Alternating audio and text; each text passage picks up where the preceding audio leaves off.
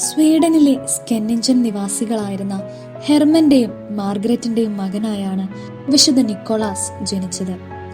നന്മയാർന്ന ജീവിതം വഴി ആ നാട്ടിലെ വിശിഷ്ട വ്യക്തിത്വങ്ങളിൽപ്പെട്ടവരായിരുന്നു നിക്കോളാസിന്റെ മാതാപിതാക്കൾ.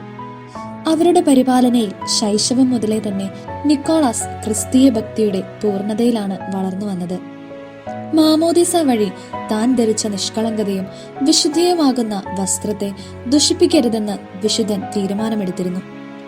വ്യാകരണത്തിന്റെ ആദ്യ പാഠങ്ങൾ വിശുദ്ധൻ തന്റെ ഭവനത്തിൽ നിന്ന് തന്നെയാണ് പഠിച്ചത്. പിന്നീട് ശാസ്ത്ര പഠനത്തിനായി വളരെ ചെറുപ്പത്തിൽ തന്നെ വിശുദ്ധൻ പാരീസിലേക്ക് അയക്കപ്പെട്ടു.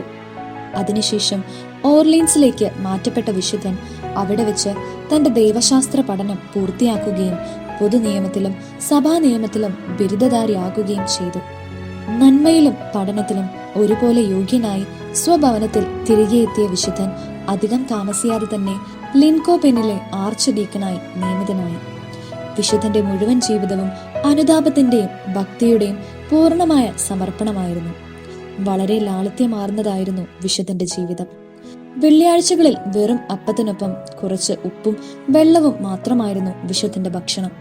ചില അവസരങ്ങളിൽ വ്യാഴാഴ്ച വൈകുന്നേരം മുതൽ ശനിയാഴ്ച ഉച്ചവരെ വിശുദ്ധൻ യാതൊന്നും കഴിക്കുമായിരുന്നില്ല. സ്വേച്ഛാധിപതികളും പാപികളുമായ ആളുകളിൽ നിന്നും തന്റെ കൃത്യനിർവഹണത്തിനിടയ്ക്ക് വിശുദ്ധന് നിരവധി പീഡനങ്ങൾ ഏൽക്കേണ്ടതായി വന്നിട്ടുണ്ട്. പക്ഷേ അവയെല്ലാം അദ്ദേഹം സന്തോഷപൂർവ്വം സഹിച്ചു.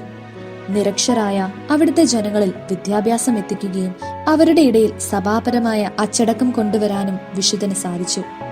ലിൻകോപെന്നിലെ മെത്രാന്മാരുടെ ചരിത്ര പുസ്തകമനുസരിച്ച് ഗോഡ്സ്കാൽക്കായിരുന്നു ലിൻകോപെന്നിലെ 16ാമത്തെ മെത്രാൻ. അദ്ദേഹത്തിന്റെ മരണത്തോടെ വിശുദ്ധ നിക്കോളാസ് അവിടുത്തെ മെത്രാനായി അഭിഷിക്തനായി.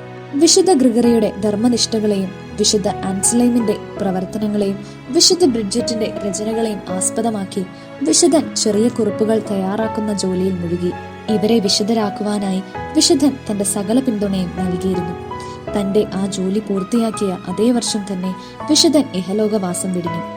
1391 വിശുദ്ധ നിക്കോളാസ് കർത്താവിൽ അന്ത്യനിദ്ര പ്രാപിച്ചത്.